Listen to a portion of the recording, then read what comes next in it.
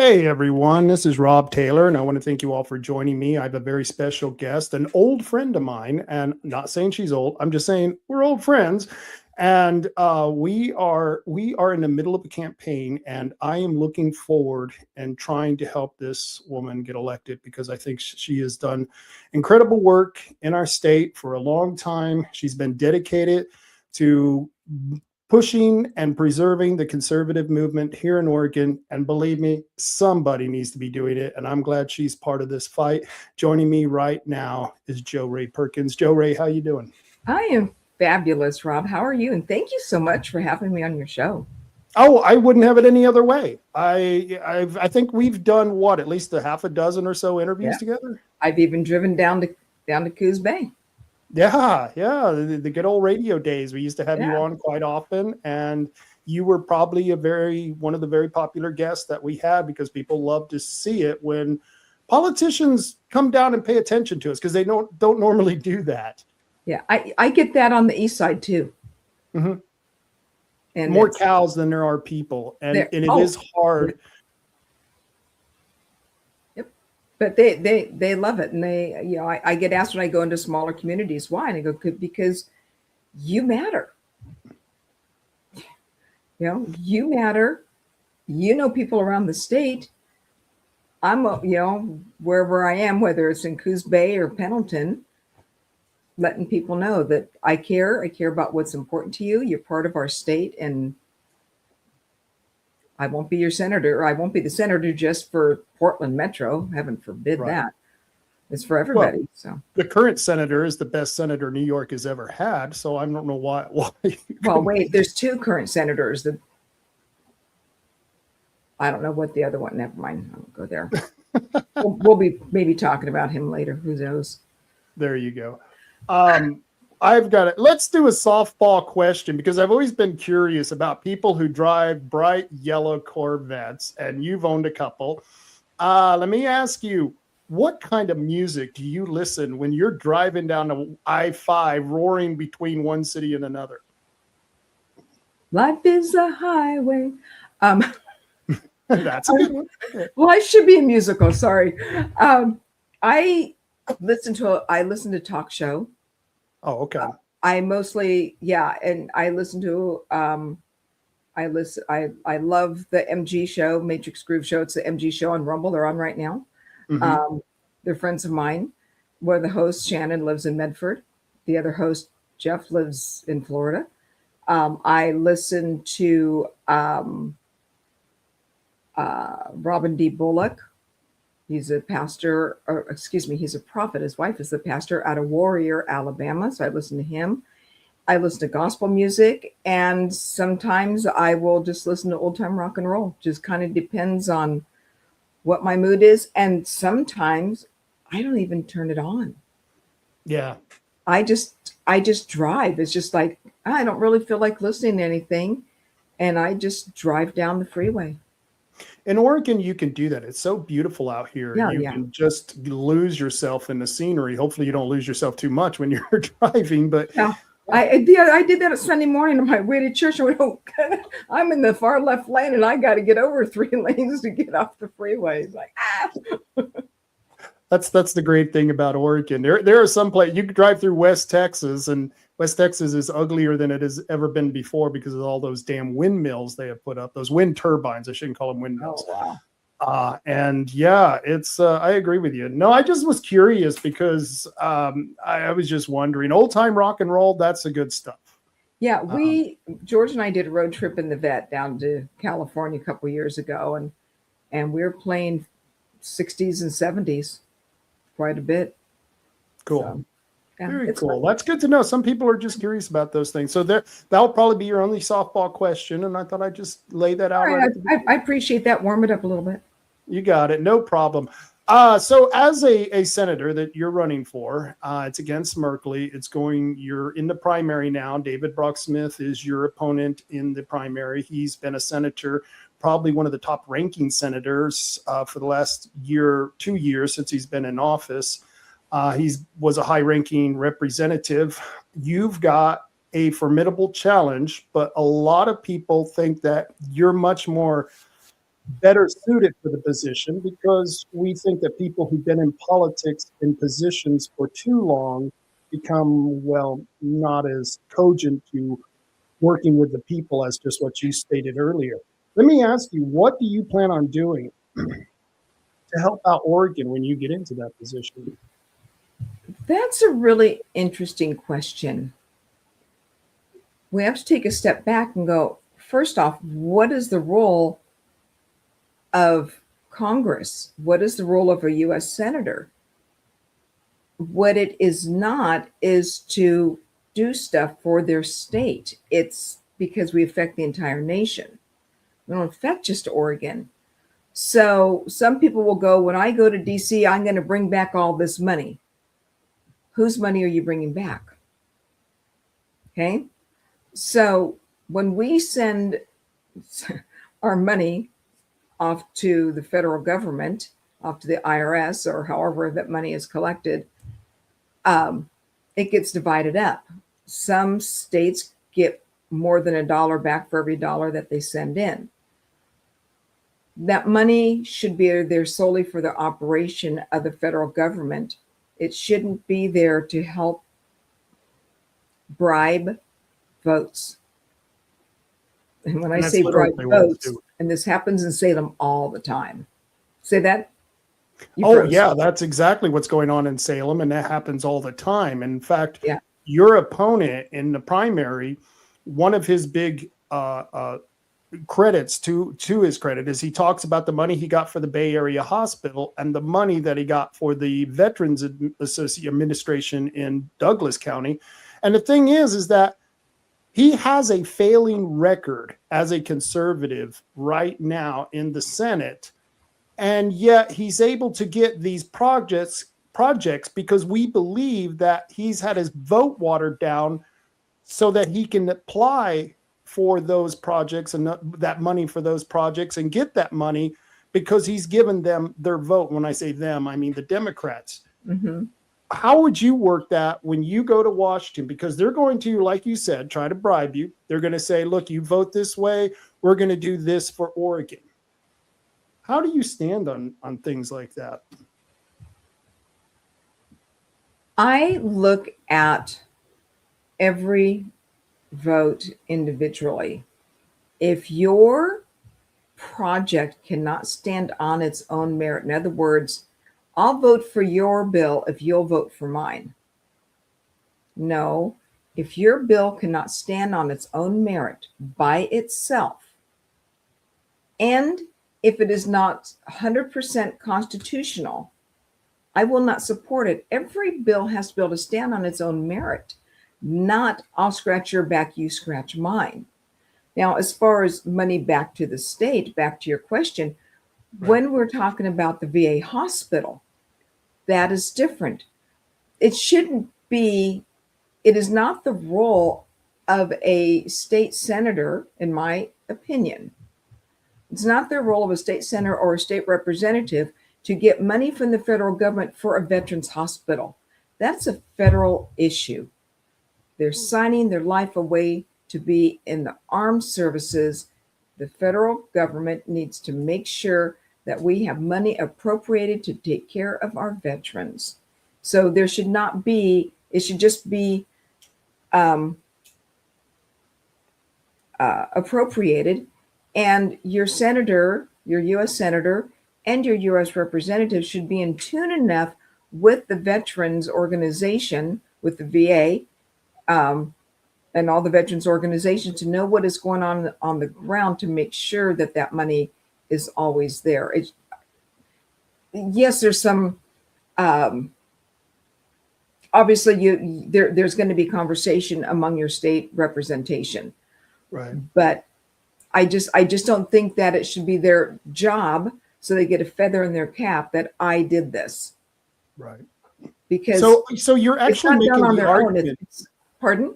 Well, you're kind of making the argument. Well, you are making the argument that a lot of us have in the party right now is, do you want someone who's more a puritist or you want someone who's more pragmatic?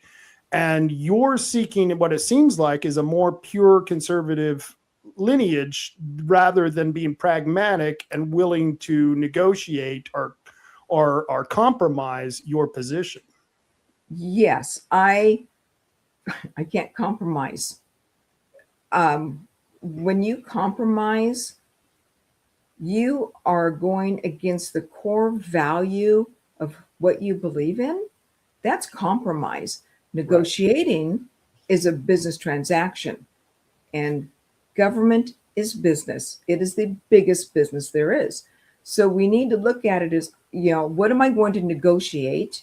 There shouldn't be very much, but there is. What am I going to negotiate? And again, it's not, I'll give you this if you'll give me that. But then there's, okay, I'm not really for this. It goes against the core values of who I am, but I'm going to do it anyway. You just sold out. Right. And that's it seems like you do it once, they got you. They got you. One time that you're done, you're toast. You might as well plan your exit. You might as well plan your exit, right? We have right now we're fighting for the SAFE Act, Save America Act. Save America Act, and what we have something very similar here, the End Vote by Mail initiative here in Oregon. So we're working from the ground up, the top down, which is great. This is a beautiful thing. But I'm sure people are going to want to know. I already probably know your position. I can guess it without even asking you this question. But I want to know, where do you stand on the Save America Act, and what are your thoughts on vote by mail? Because Oregon was the leading state who was the founding frontier for vote by mail. I'm going to start with vote by mail. Okay. We have a challenge. We have a whole generation who's never known anything else. The oldest generation, their days are winding down. So we've got this conundrum. And yes, Oregon is the testing state. We are tested for more radical ideas than any other state in the nation. We are not paid attention to, and I know I'm diverting from your question, we are not paid attention to in Oregon. Oh, it's just Oregon. We're the first all vote by mail state. We're the first state to approve doctor-assisted suicide, the first state to approve abortion up until the moment of birth. I have a whole list somewhere in my computer. There's a couple of good things that in being first, but most of it is not good. So we're kind of the incubator. Let's give it to Oregon and see if they'll take it on. So voting by mail, there are some issues there to me, honestly, and I don't know how to answer any other way. And sorry I even said that, because if I say, never mind, I won't go down that road. I believe that the bigger issue is how the votes are counted, because they're counted in a machine, and the vendor has an agreement with the county clerks, the county election clerk, that nobody can forensically analyze the software. It's proprietary. They won't even let you bring the manuals in. And the county elections offices, they have no idea how they're programmed. Right. That's where my biggest question is. Are there people that are voting unlawfully because they're not supposed to be here? Yes. Do we know the percentage? No. So we need to end motor voter registration. If people want to vote, they need to proactively register to vote, and they need to, when they register with identification. Right. So the end vote by mail, yes, I'm for it. I'm not quite sure how well it's going to pass, and I hope it gets on the ballot, and I hope it does pass. I would love to vote in person again. I think there's so much more meaning to that, to going down and voting in person. I like the idea of making it paid time off, flex time. I know it's really hard on small businesses when they rely on, they've only got 2 or 3 employees. But if it's done at the precinct level, we don't have giant precincts. And what you're going to see come out against this, they're going to show the lines of big cities. huge cities, bigger than Yeah. Portland. Yeah. And as far as Portland goes, they just have to keep them broken up into small precincts. Right. And that's the key, not gigantic precincts. And the other part of that is when we hear nationally paper ballots, and I hear that in Oregon, we have paper ballots. Right. Other states vote on a computerized system. They are not filling out a piece of paper. The other part that I want to see to that, though, and I don't know if it's in this bill, but it was something I thought of a long time ago. This just happens to be sitting on my desk, so I'm just going to pull this up here and show this. Okay. You see that barcode, right? Yep. Okay. Every ballot has a barcode of some sort on it. Yes. We need to be able to have a little pull-off sticker of our ballot, whether we do it in person or we send it by mail. We've got our sticker. We can scan that barcode or QR code, I don't care, and we can see that our ballot was counted, and we can see that all of the votes exactly as we voted were accurately recorded. And that's the question, is how do I know my ballot is accurately recorded? And we don't know that. In New Mexico, this was something that you made a very good point. Where I come from, you would go to your precinct. You still go to your precinct in New Mexico, and you go into a booth, and it's an electronic booth, and you push buttons of the candidates you want. You pull the lever, and that's how they count the ballots. And I always thought, why don't I get a receipt for that? Why doesn't a receipt come out the back of that machine so I can go, okay, here's the paper receipt. Let's all turn in our receipts and make sure the paper receipts match the machine tallies. And I never understood why they did. Well, I do, because I think there's funny business going on. And so, there's problems. And I think the voter rolls, we're being sued here in Oregon. 800,000 people were just removed. And they say, oh, there's no problems with our voter rolls. So those 800,000 people, they are inactive voters. Right. And okay, so you have to think this through logically. In fact, I just pulled up somebody a few weeks ago for a friend of mine because she was curious. Well, that person has not voted since 2012. She should have been off a long time ago. Yeah. But she hasn't voted. And that's the key. These 800,000 people, their ballots are not being voted. If they are being voted, it would show that they voted. That's why they're inactive. And to be inactive, you have to have not voted in the last 2 presidential election cycles. But to me, that's irrelevant because you still have 800,000 bad names on your voter rolls. Correct. And by federal law, and there's some federal laws we're supposed to follow because of our federal elections, and every 2 years there's a U.S. representative running. So that's where the federal can come in, because the Constitution says the states determine the time and the method of handling their voting. Federal government gets to say, aha, you can do that as long as there's no federal candidate involved in that election. So anybody that is moved, whether it is out of your county, out of your state, or has passed away, are to be removed from the voter rolls immediately, as soon as that information is known.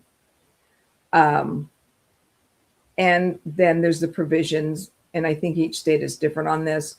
Because I have not followed that, so it might be the same across the country. But again, if they're inactive voters, they're supposed to be removed. Now, an inactive voter, if they haven't received a ballot, they can go to the elections office and go, I want to vote. And they can do that on election day. They're instantly reactivated. In fact, you can attest for someone in the state of Oregon. Really? Yes.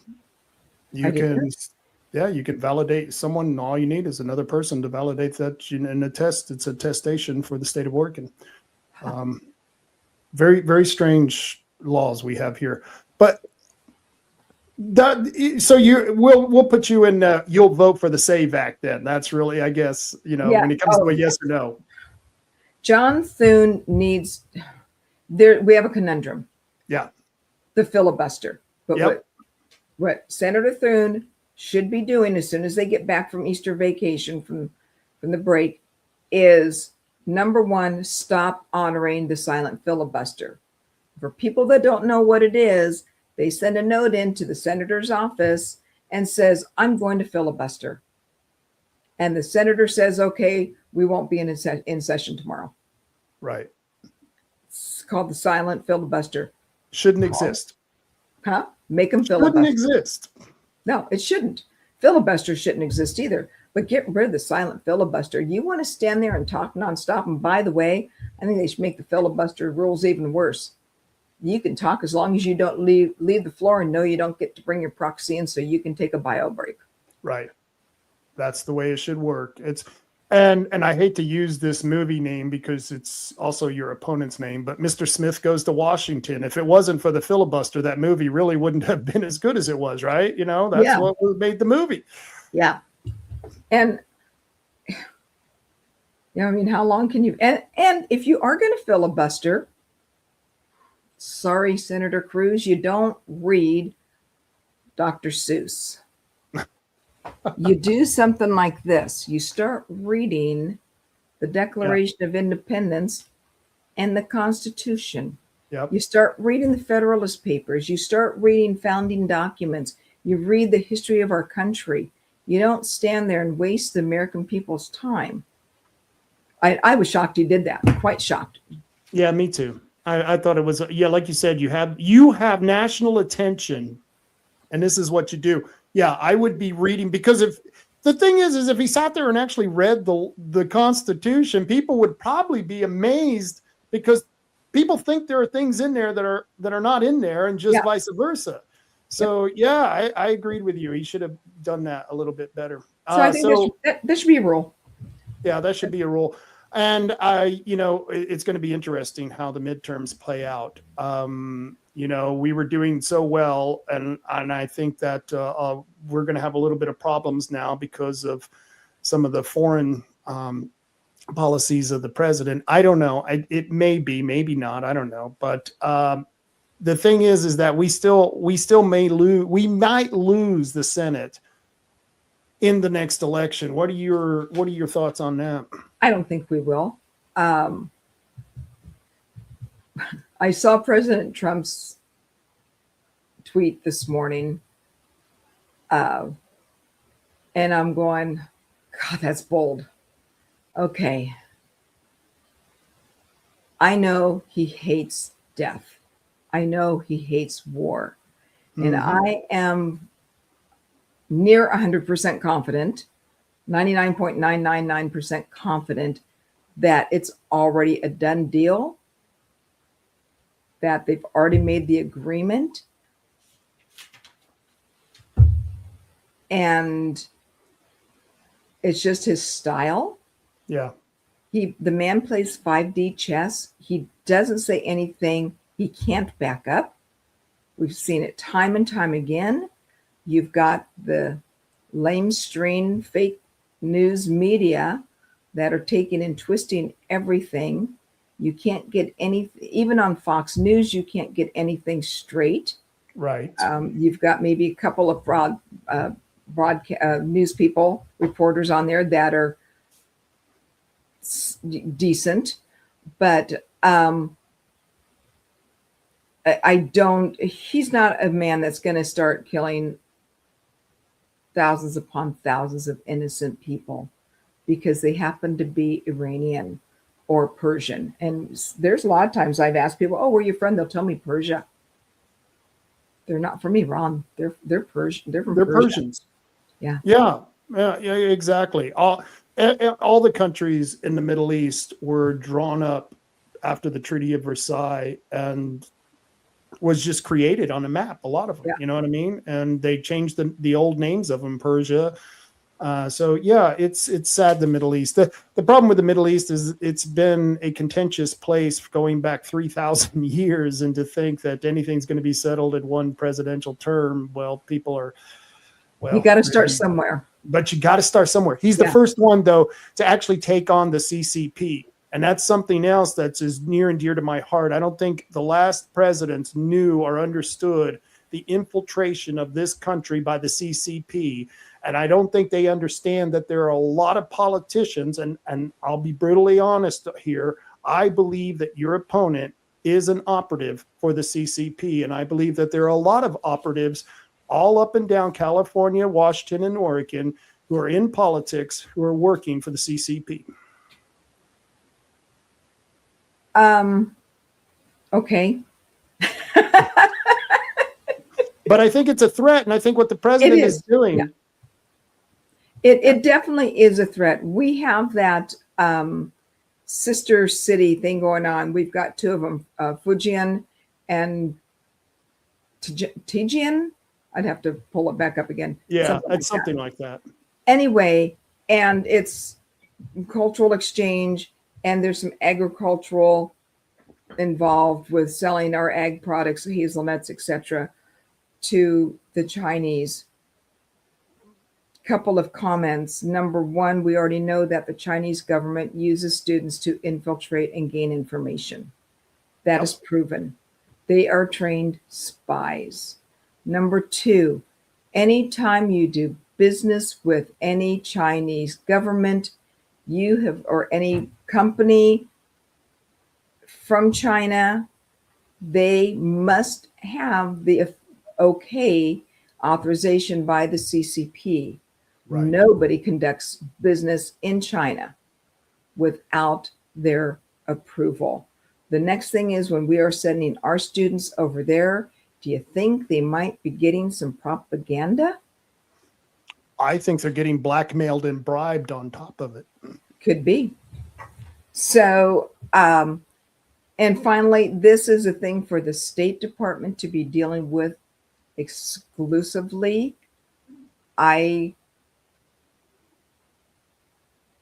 I understand cultural exchange, but there are almost 200 countries around the world.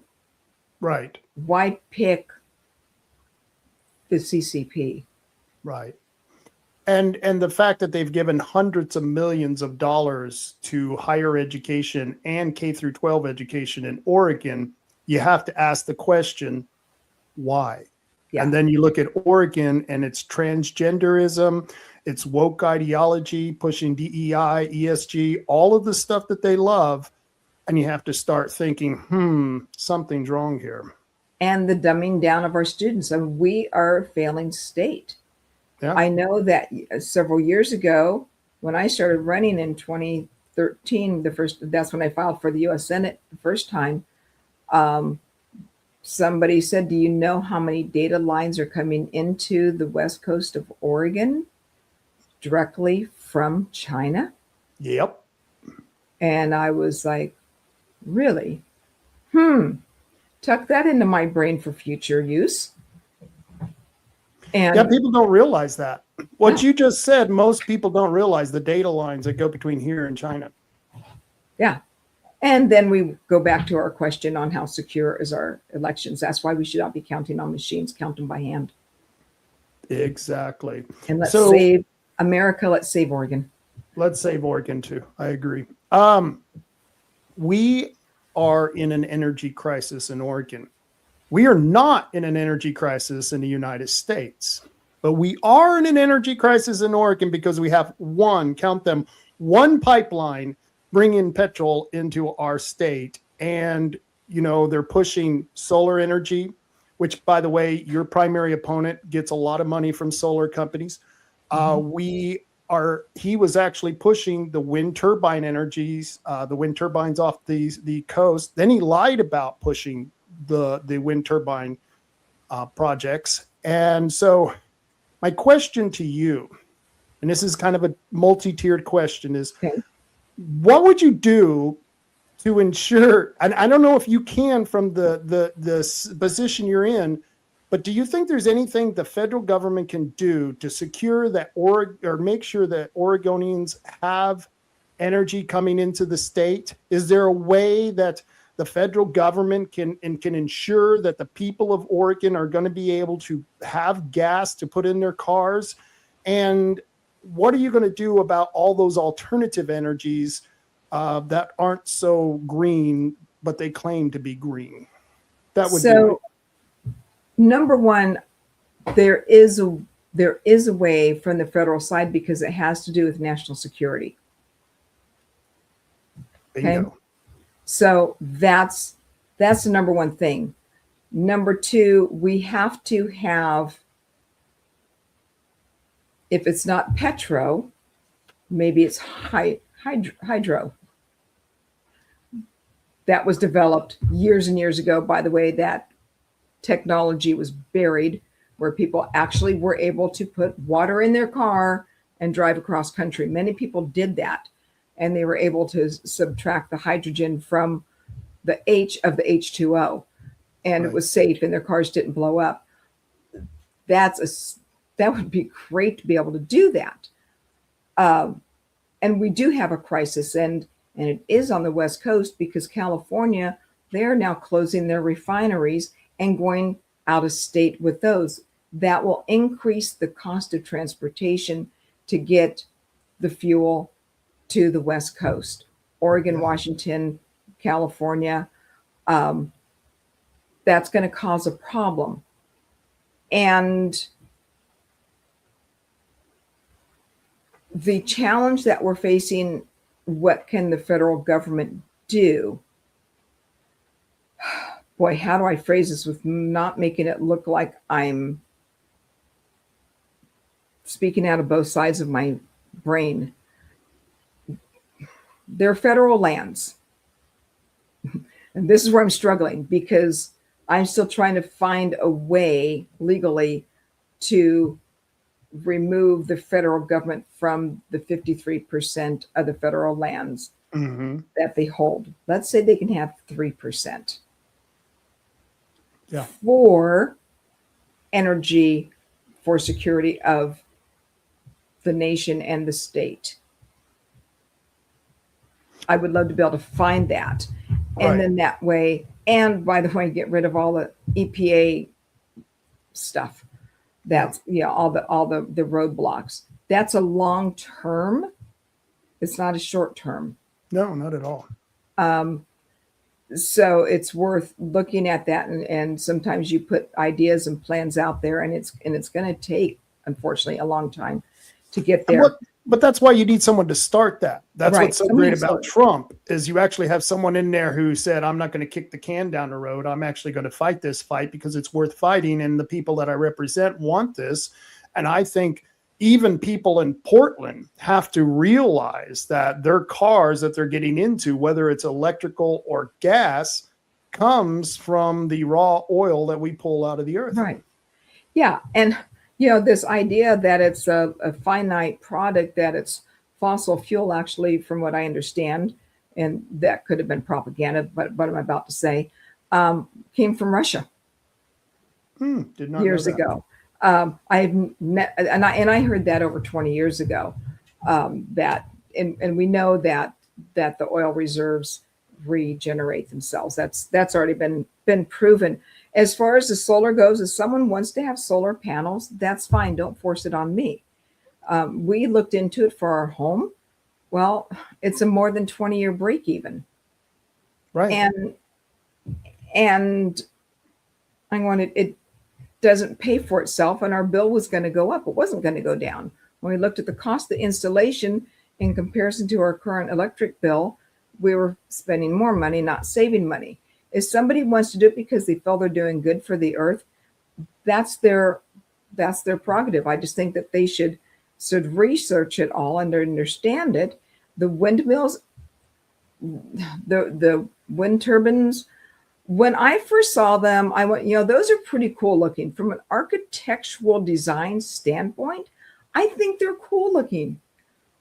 And it stops there. Okay. Okay. I don't even think that. I think they're butt ugly. I'm Well, sorry. yeah, I mean, it's because I just drove back. Drove to Pendleton on Friday, drove home on Saturday, went to the Dalles yesterday, and back again. And it was interesting to me because I kind of looked at them differently this time. But when I remember when I first saw mine with that, it just looked really cool to me. I can't tell you why. Right. But the fact is, they're not good. They're not good for the environment at all. They're not good for wildlife. We know that. They don't know how to dismantle them and reuse the materials, which makes no sense to me. And when they aren't working, they're using electricity to turn the wind turbines to, or the natural gas, to turn those turbines to generate electricity. Yeah, and they have to use a couple of 100,000 gallons of water for each turbine that will pull the water through the generator to cool the generator, and there's chemicals at it, and that heated water is then put it back into the ocean that they want to cool down. Yeah, it's just not, it makes no sense. And then putting them offshore, it was already proven just before David Brock Smith sponsored that bill up in the northeastern Atlantic off of the United States, that it was causing, all of a sudden they're noticing that the whales were beaching themselves. Yeah.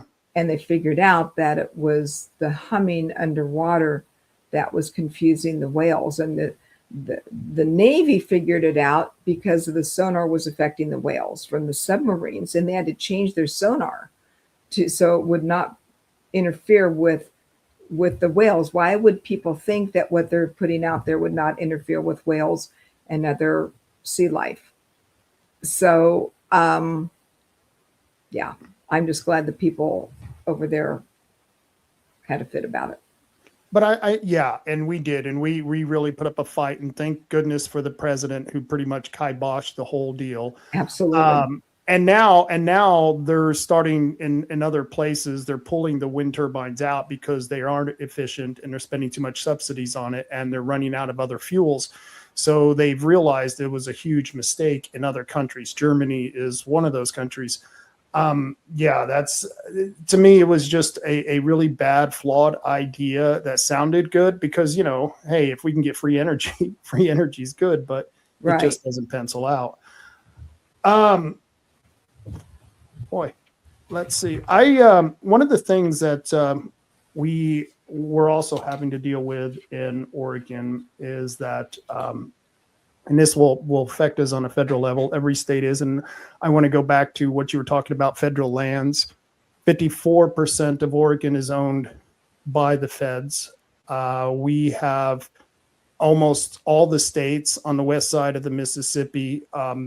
Nevada, 80% is owned by the feds. New Mexico, 50% is owned by the feds.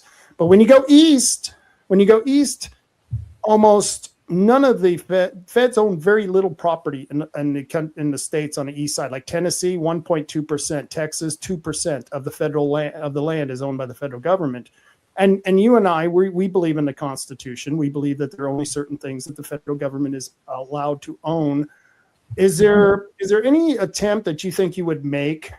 And I think you kind of said this before, to get that land either operational or back to the state or the county. Which would you prefer? Well, I actually did quite a bit of research on this. And I'll be straight up. The other thing that I do in my car, I talk to Grok a lot. And I'm amazed at what information I can get. And I just start asking questions. And somewhere, hopefully I have it saved in all of my notes here. I'm looking right now to see if I have anything that says federal lands on it. A lot of times I just date it and then I have to go back and look at it. But I really did a deep dive into the legality of the percentage of the land that is owned, maintained ownership by the federal government. Based on what data came up, what information came up, there is and I wish I could pull it up. I'm not seeing it here in front of me, because I could find it. Let me see if I can see it here real quick. And that's one of the main problems, I believe, with the counties, the rural counties, is that we can't get tax funding from these lands. The payments in lieu of taxes isn't working. We see that in the rural schools situation. And so that the deep dive that I went into, and I will find it. I know I have it now, and I'll get it. We'll get it onto the website. But in fact, I was coming back from Coos County. Mm-hmm. when I started this conversation, just asking questions. So there is a way to divest the federal government off of the land. Again, it's long term. There have been court cases on it. Ken Ivory of Utah, he started the American Lands Council. Yep.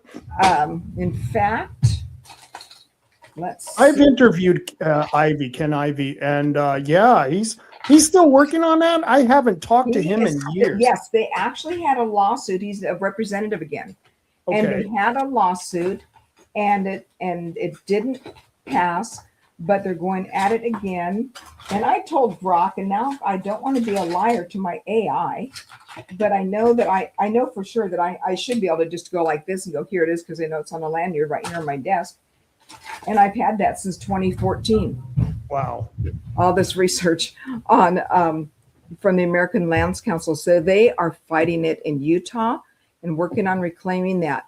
So they're going to be they are the test state on how to get that happening.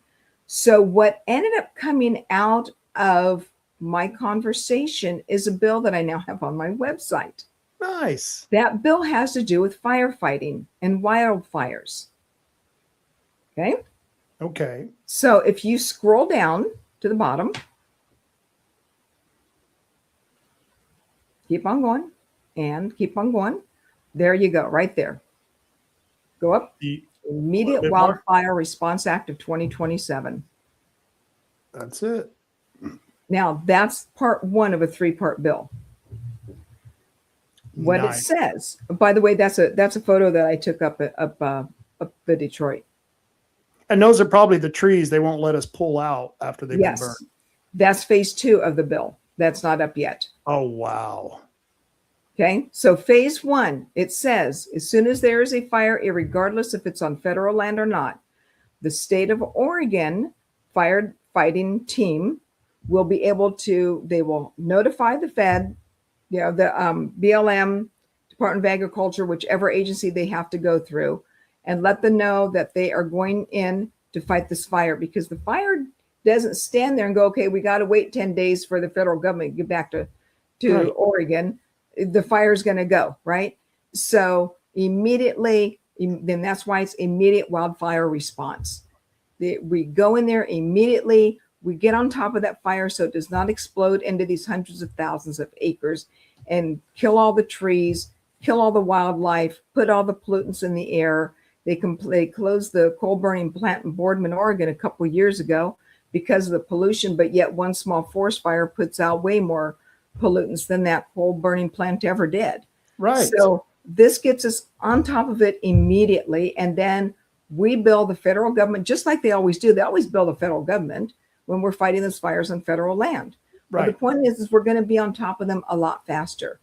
Phase 2 of the bill is then, instead of waiting for the federal government to get out and start sending people in to do the cleanup, we bring in the local teams to do the cleanup. And you probably know my friend Scott Cook.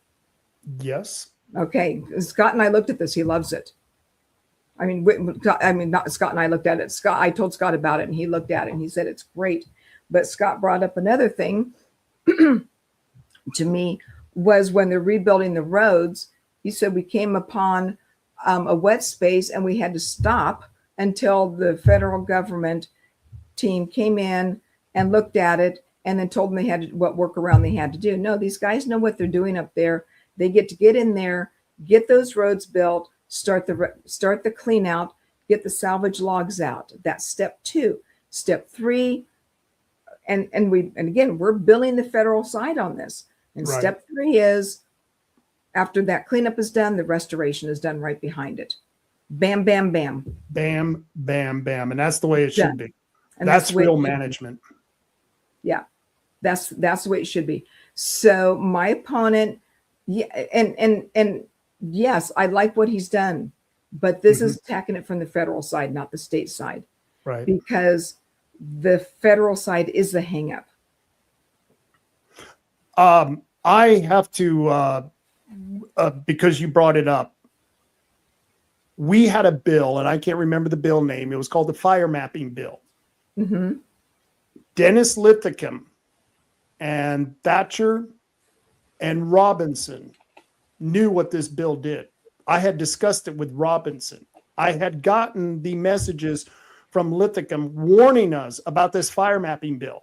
We were calling, and David Brock Smith got these messages too. We were telling them, no, do not vote for this fire mapping bill. What you're doing is you're destroying rural Oregon.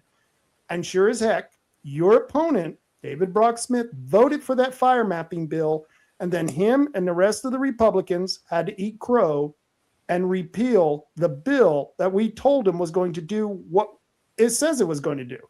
That's the kind of nonsense that really ticks me off with politicians. Were you familiar with that bill? And seeing that you were coming from this federal side, what do you think of the state doing things like that? Well, I did go to 1 or 2 meetings in Medford on that bill. And I remember the property owners sitting there just going, number one, where they're telling me I have to have the clear zone. I think I'm saying that right. Yeah. I can't do it. Right. Because that's federal property. I'm right next to it. So I don't have the authority to go in there and make a buffer. So where you want me to have that buffer, I can't, because that buffer is my house. Right. And so, I mean, I was just sitting there, and quite frankly, these are things I hadn't thought about before because I live in town. Right. And do I see houses in the foothills and stuff? Of course I do, but I don't see there's not signs posted everywhere that this is federal land. So you don't know. You just know that somebody's got a house in the woods. Mm-hmm. So what's your question again? Oh, so why? My question is do you think that's right? Why are these people passing bills that they know are bad? You went to meetings, they're being told they're bad, and then they have to eat crow and repeal the bad bill. Why would politicians do that? And I'm asking you to make a speculation here, but why? Yeah. Well, I know that the insurance industry had a lot to do with that. Yeah. When you look at the Paradise Fire in California, all those homes that got annihilated, a whole town gone. Yeah. So the insurance industry, from what I was able to glean, and by the way, I believe I was active selling property and casualty insurance at that time, really was pushing for these fire maps so that they could adjust their rates. And that was the other problem. The insurance was gone. Yeah. And so I talked to my friend who is the agency that I worked in. Bob and I have been friends for a really, really long time. And I said, explain to me what's going on, because people can't afford these premiums. And he told me he has property in California also. He told me it is a very hard problem. And he said the problem is that the insurance companies have been putting out more than they've been bringing in. And that's So because of the mismanagement of the because federal of and the state mismanagement. government. Yes, yes. And so and if I were not such a conservative, Yeah. I would say the government is responsible for it. But I can't just blame it all on them, because we have to take it back to people that are elected into the federal level to represent the state that we are from, but everything we do affects the entire country. But we still have to bring this forward and say, here's the nitty gritty, and have the bill simple, to the point, no fluff, Yeah. no bridge to nowhere included in it. This is why we need the money appropriated. These are the steps we need to have. We don't need bureaucrats who've studied forest management that have never worked in the forest. We need people that have worked in the forest, spent their lives in the forest, understand the forest, understand the wildlife habits, all of that stuff. And we cannot continue to allow these friends of the forest animals to stop all this proper management, because when the fire attacks, the critters die. Yes. And believe me, there's nothing more heartfelt than watching burning animals escape a flaming forest. Yeah. It's sad. I've literally seen these animals running out of the forest on fire. Wow. And yeah, these are the same people who let this burn go on, are the same ones who say they're protecting the environment. It's crazy. And that's the other thing, is we need to put an end to immediately, is the let it burn law. Oh, it's a lightning strike. It's natural. Just let it burn. The Indians did that. Right.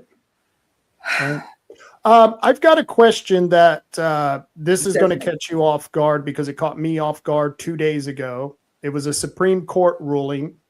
And I know you love the First Amendment, you love the Second Amendment, but you love all the amendments, I'm sure. But the Fourth Amendment, your right to be secure in your persons, places, and things and papers. I forget the exact words, but it secures your right to be the king of your castle. I don't know if you know this, but in January, there was a court case, and that court case gave a ruling 9-0, that the police officers no longer need probable cause to enter your house. That means a warrant. They have to get a warrant and have probable cause to get that warrant.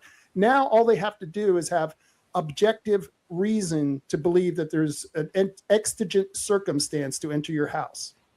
They have eliminated the Fourth Amendment as far as I've seen. They eroded your property rights, because now someone can call in and do an emergency check on me. And I may not answer the door. And guess what? The cops can kick in that door.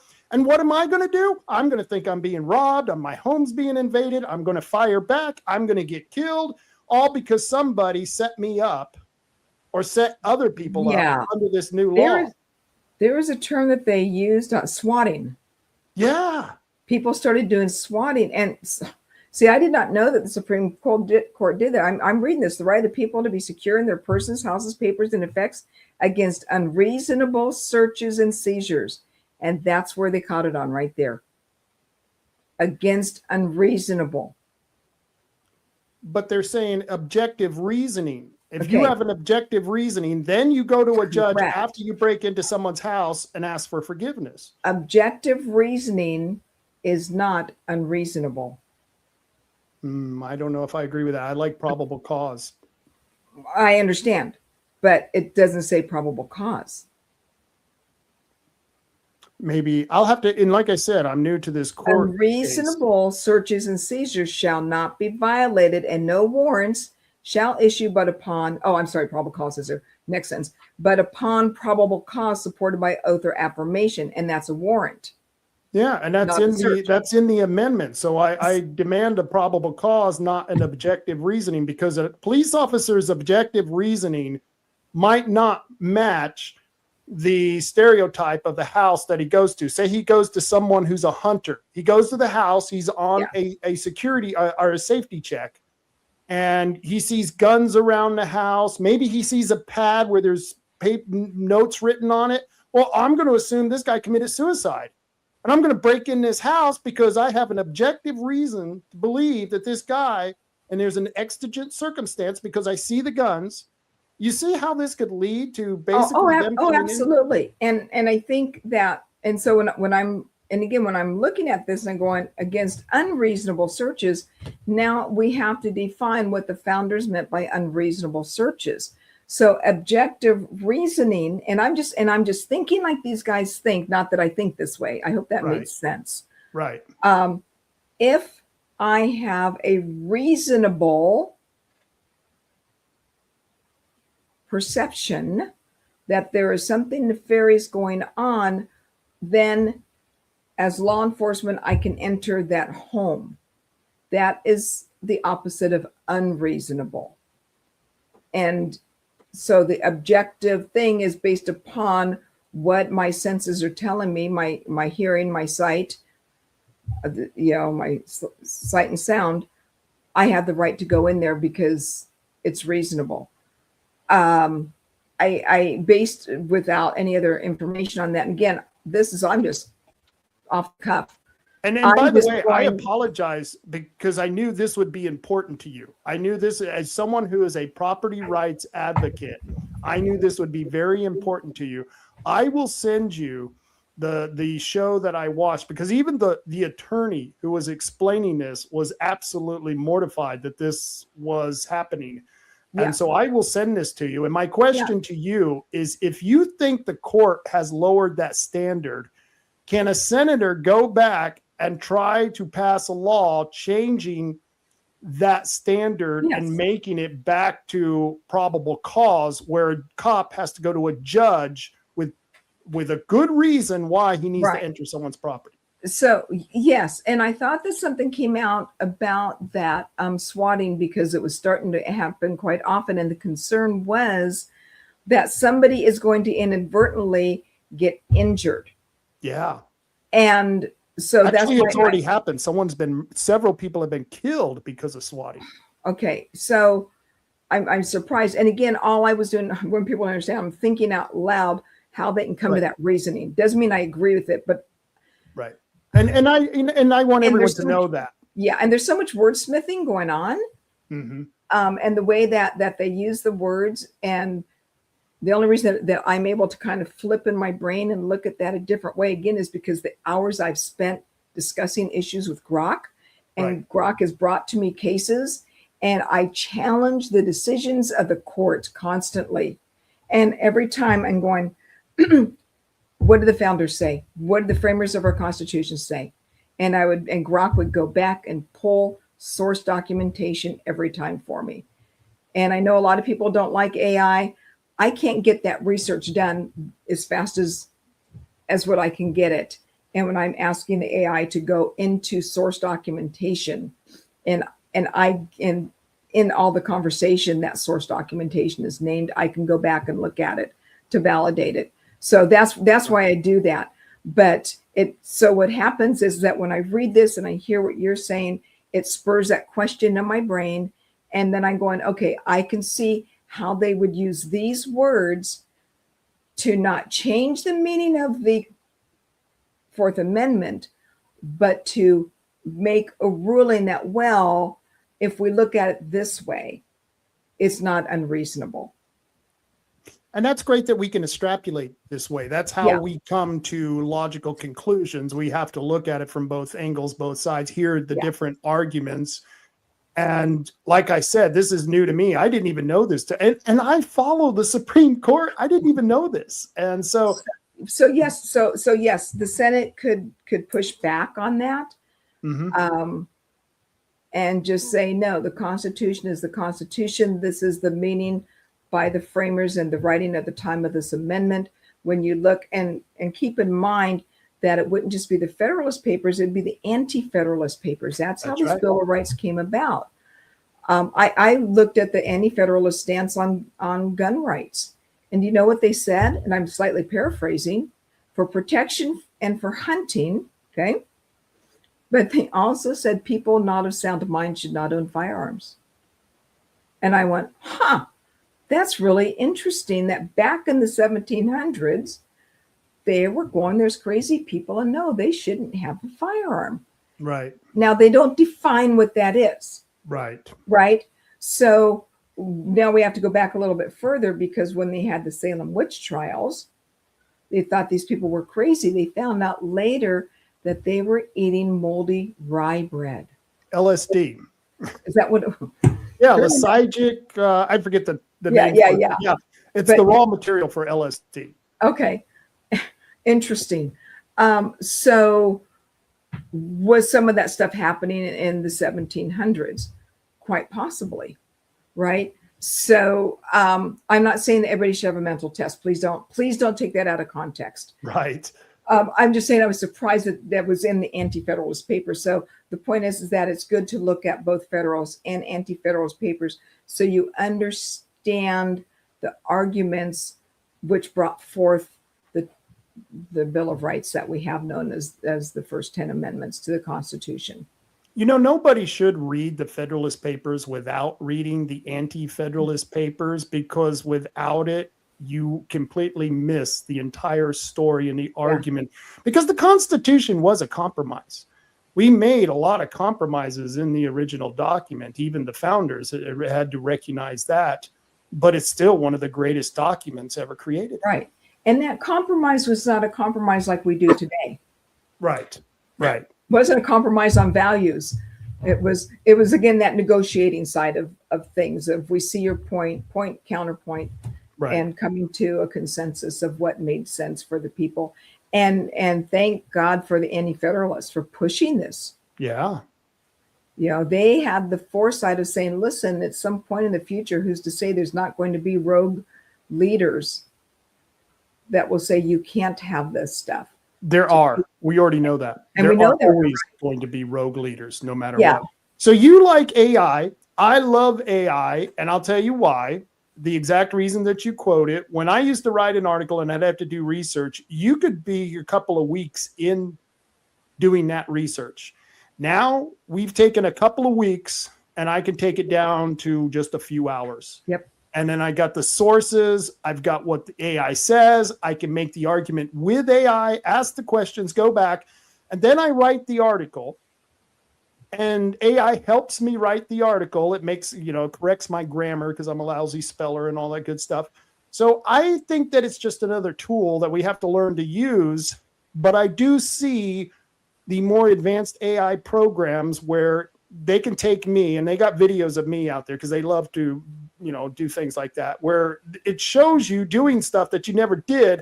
Yeah. Because AI can manipulate your image and put you anywhere that they want to put you. That's kind of scary in itself. That's the scary part. And there probably, again, off the cuff, off the top of my brain, be some, and this is hard for me because I don't like regulation, but there comes a time to where they should not be able to, why does it say recording error on my screen?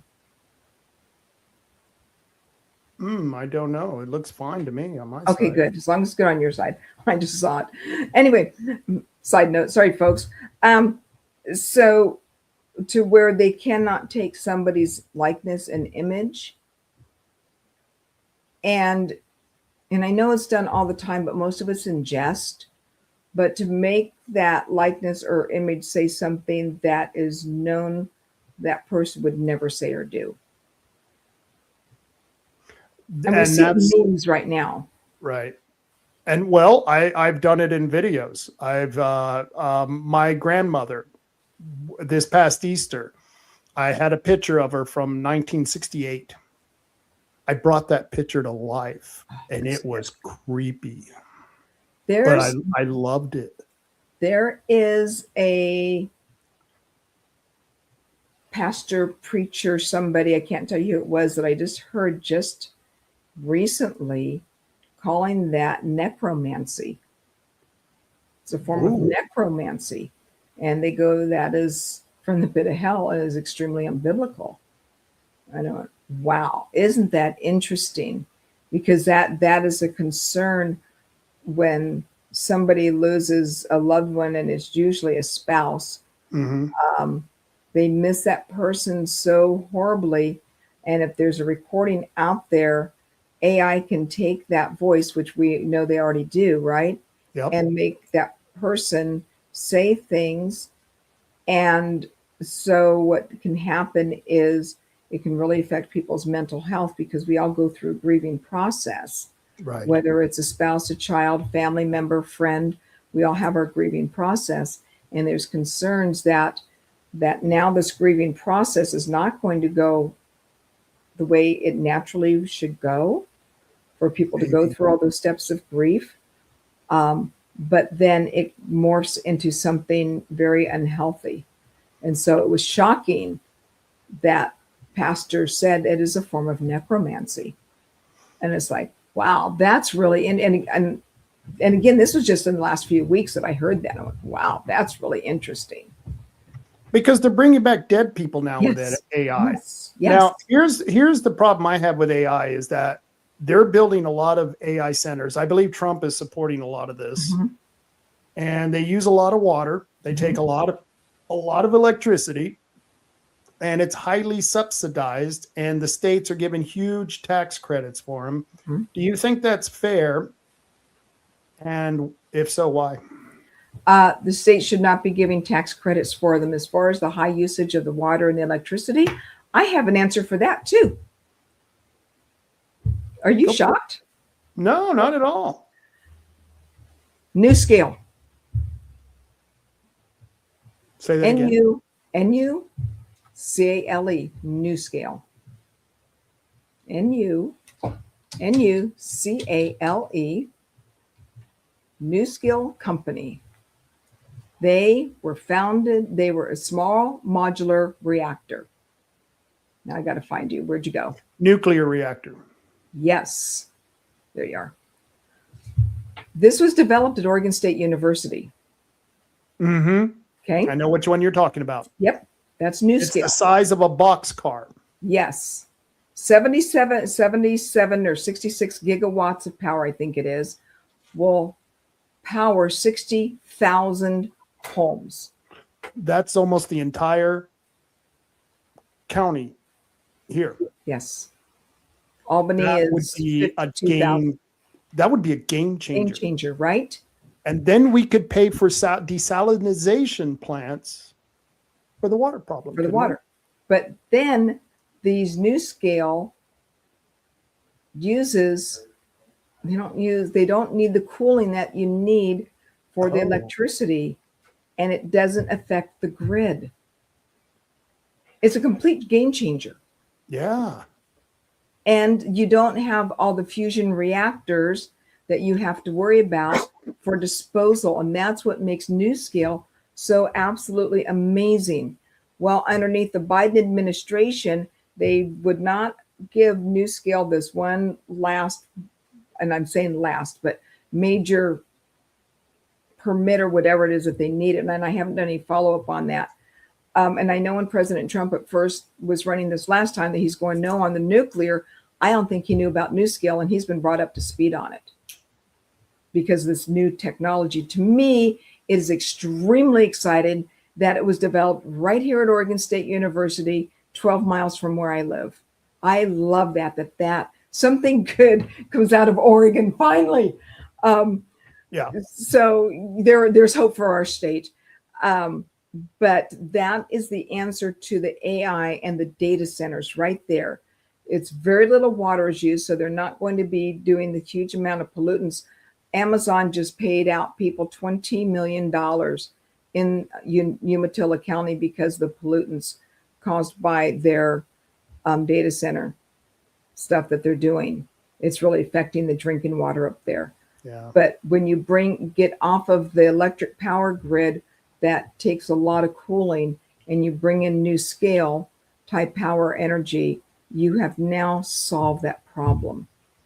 And that's just how those types of projects evolve. When we were first putting gas in cars, it was emitting a lot of caustic gas out the muffler. Right. we were emitting all that gas, all those poisons, and now cars almost emit almost nothing. Right. And that's all because of the technology that we've done. And I believe nuclear, if we, what was it, 3 Mile Island? 3 Mile Island, That's yeah. what, in that movie with Jane Fonda and what's his name? What was that damn movie? I always, Underwood. Yeah, but yeah, we got the hell scared out of us about nuclear reactors, and we've lost 3 decades at least of technology and advancement that other France, you know, they're pushing the windmills on us, but yet they're building nuclear reactors. Yeah, interesting, isn't it? Yeah. Then of course there was the Japanese earthquake, Fukushima. Yeah. You know, where the tsunami ended up going into the plant. I don't recall seeing any long-term, quote unquote, long-term, because that was around I was taking classes at OSU in 2013, and that was one of the things that we were studying. But at that time, it wasn't long-term enough to see if there's any long-term environmental damage from that. But again, I think this new scale power, and I'm sure that in the Trump organization, that's, if they haven't gotten the permitting and the things that they needed, if it's not done, it'll be a done deal pretty quick. Because and you'll work on that as a senator, right? Oh, absolutely. If it's not done, I'm going to, yeah, absolutely. Because again, this is developed right here. And by the way, Joshua Robinson, Art's son, I think he worked on that. His major was in nuclear science. Oh, that would be so cool. Wouldn't it be so cool? So Senator Noah Robinson, his brother. Wow. Pretty amazing, huh? Yeah, I had the unfortunate situation of having to run against him in the primary, and I hate the primaries because you beat the hell out of each other, and then you got to support the winner. Yeah, and you know it gets hard. So, I want to thank you for showing up. I didn't ask you any Second Amendment questions because I know you're so solid on the Second Amendment that you're probably armed right now. So, well, I will not confirm nor deny. Good. If I could turn the cameras, you would see guns surrounding me. I'm ready. I figured when they come into my house, it'll be during a live podcast. So there you go. Prepared. But I want to thank you for joining me, and I want to thank you for this interview. The people of Coos County do appreciate it because you come down here quite often. You have never been a stranger. You've always been approachable, and the people love that. Unlike the person you're running against, who has actually attacked his constituents, has gone after people that he doesn't like. He's actually destroyed businesses. And so I think that you would be a refreshing person to bring into this area and to be representing Oregon. Well, because thank you. I think it's Thank important. you. And can I say a couple things? Sure. Okay, so I want to make sure that I don't say something that's going to cost me votes. Okay. Kind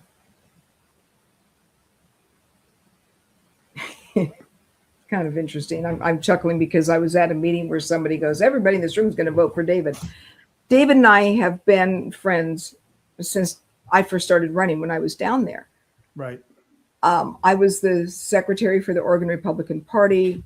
David is the Senate liaison to the ORP. And we sat next to each other. And I asked him a few questions regarding the windmill issue. I'm not going to say what he told me because I can't prove that he said it. Does that make sense? Yeah. Because it's just him and I sitting up there talking and chatting, It's and hearsay. I ask questions. Huh? It would be hearsay. And I won't say that. What I will say, and he has said this publicly. Well, number one, I'm going to say what I said publicly. He was elected to a 4-year term.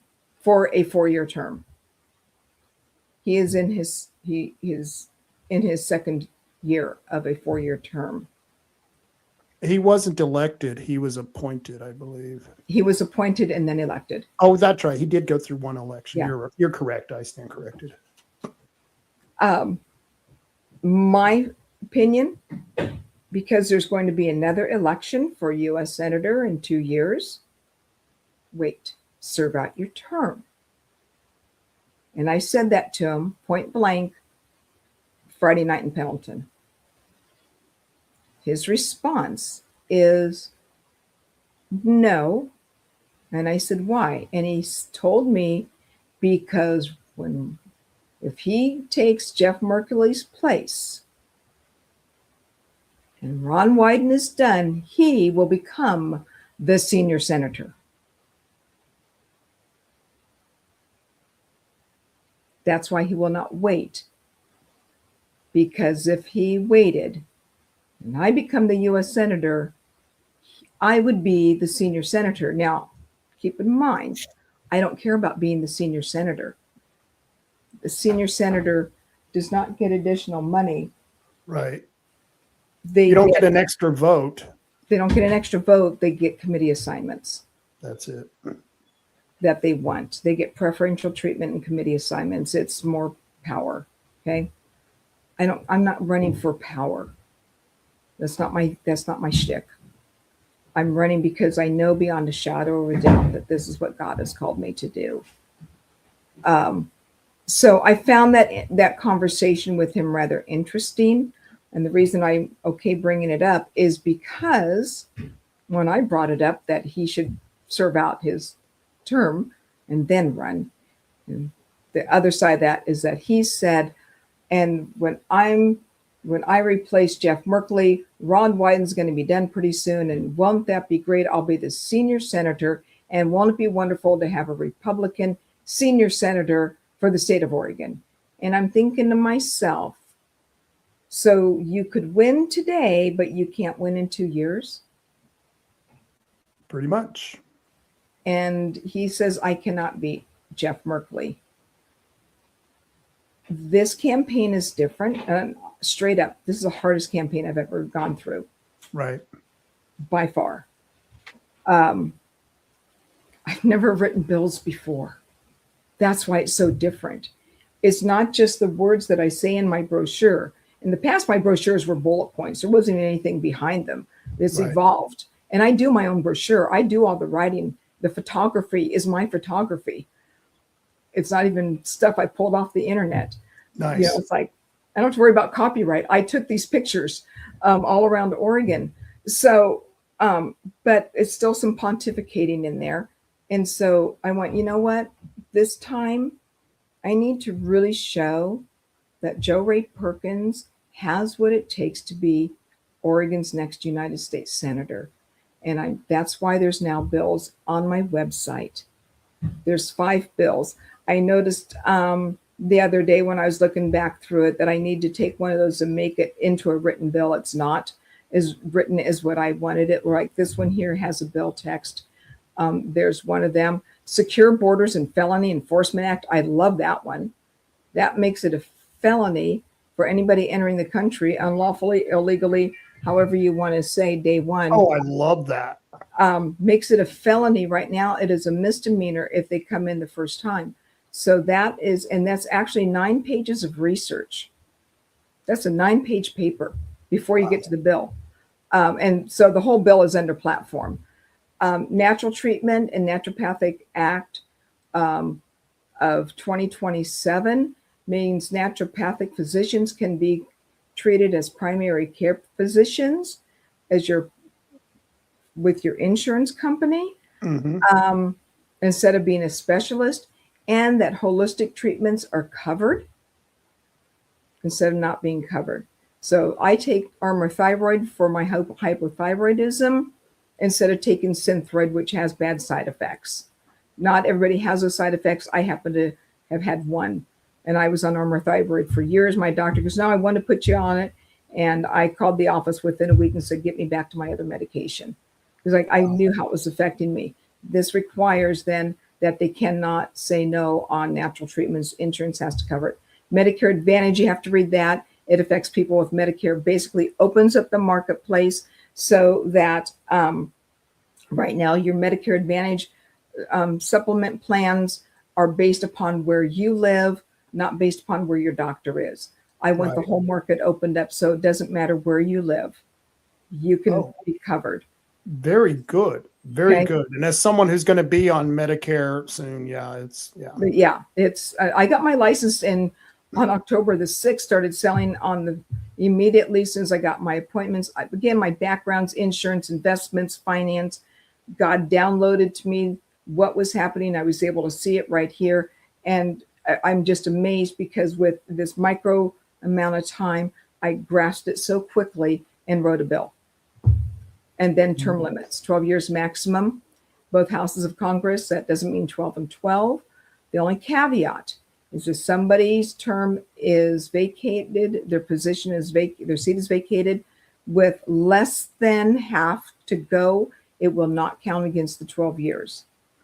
So conceivably, somebody could serve 14 years and 11 months and 29 days. I wish that would be, 14 years is nothing when you got Nancy Pelosi in there a lifetime. We've got a commissioner. You're going to love this. You know John Sweet. Uh-huh. We've got a commissioner here. He's 86 years old. Wow. He's on his 5th term, and he's a Republican, but he's gone so bad he's now giving money to all ages drag shows. That's kind of where he's at. He's trying to capitulate with the other side. And so, term limits are a good thing. I used to fight against it because I'd always say that elections are term limits. Well, if the elections are rigged, this is why we're having problems. It is. And people pick the incumbent too many times. So. Did you take this picture? No, my daughter pulled that one. Oh, that's a beautiful picture. Isn't that gorgeous? That is gorgeous. I'll have to be able to do one like that. Put my camera on landscape, and so next time I get to DC, that's a beautiful picture. Yeah. My daughter did my website for me this time again, and she's great at it. So I just said, do it. She's got to change the picture on there though. I've got a better picture, so she'll update that for me. I could actually go in and do it, but I don't want to deal with it. But anyway, to your audience. Number one, I'm asking for your prayers. That is the most important thing to me out of anything anybody can do. I need prayers. I'm on the road a lot. I'm going to go work for a few hours today, delivering groceries to people. And actually, I like doing it. It gets me out, gets me about. I'm walking, I'm up and down stairs and carrying stuff. And I'm helping people that either are shut-ins, disabled, not feeling good, work from home, or after a long day at work, they don't want to go grocery shopping. No. So it's a lot of fun, and it's work. Tomorrow I'm in McMinnville, then Thursday off to Burns. All right. So on the road. So prayers, your vote, and donations. You can donate button right on the bottom of every page on the website. $5 up to $3,500, whatever you can give. I'm frugal with the money. My voter statement will be in the voter guide. That normally costs $3,000. And you got signatures. I do. I'm one of the very few candidates that does it for free. I will not take the campaign donations from people who are trusting me to be prudent with the money and hand it over to the state of Oregon Secretary of State. I love that. I love that. That's so It's why do that? That $3,000 buys a lot of signs. It buys a lot of advertising. Yep. Buys gas for my car. And I do drive a Tesla. Yeah. But guess what? Well, I will, because I have to disclose it. I'm going to say, because it doesn't come out of my campaign account because I have a different card attached. But, I make that money stretch as far as I can possibly stretch it. Well, and not only that, if someone signs your petition for you to run, that's almost a guaranteed vote. And my recommendation to every candidate who asks for advice, that's one of the first things I tell them is you're going to go into the pamphlets, candidate. I mean, the pamphlets, candidates, Right. pamphlets for candidates, and you need to go out, talk to the people, and literally ask them, will you sign so I can be in the pamphlets so that I can save money and that you know that I'm working for you and not for your dollar. And there's going to be 490, I think it's 495 letters going out this week, thanking everybody that signed it, asking them to vote for me, and asking for a donation. So my team's coming back over tomorrow. I'll be printing up this. I've got to type up the letters, printing them here at home. I do everything I can to save money. It would have cost me over $1,000 to pay a print shop to print the letters. I paid them for the letterhead. And then we're doing the printing here. I bought the postage online through eBay. Yeah, you were telling me about that. I didn't even know you could do that. That is cool. And then I went to the post office and had it verified that it was legit. So it's costing me about 34 or 35 cents a letter instead of 73 cents a letter. I printed the labels here. I do everything that I can. I make my own buttons. My little round buttons. I make those. Unfortunately, my button friend passed away from COVID in 2020. So I had to buy the equipment and start producing myself. And I still got some of your buttons. I've got some of your buttons from past campaigns. I'm going to have to go dig them out, you know. Yep, you'll have to. In fact, and they'll be doing those ones that I have right now are the former logo. And so the next batch will have the new logo. I didn't want to waste the money. Yeah. And it's not that much. I've already got it. I don't want to waste the money. No, I like hearing that. No, I love hearing that. I know some very wealthy people here in the county, and they're probably the most frugal people you'll meet. And I love them for it. Me and my wife are the same way. It's like we could own newer cars. We could own a bigger house. And it's like, why? I'd rather travel. I'd rather leave it to my kid. I'll tell you, I wish we were more frugal when we were younger. I wish I was this frugal, but we spent really good money. We used to spend money because we didn't grow up with money. Right. And, we've always had nice cars. I'm a car person. I love cars, and when we bought our Corvette, I'm on my third one, but we're selling it. I've got to get a hold of our family friend that has a detail shop. It's going to get sold. And after we pay off some debt that we've got to get rid of, if I have to use the money for the campaign, I will. That's how serious I am. For people that know me, it's hard to sell my Corvette. I love driving that car.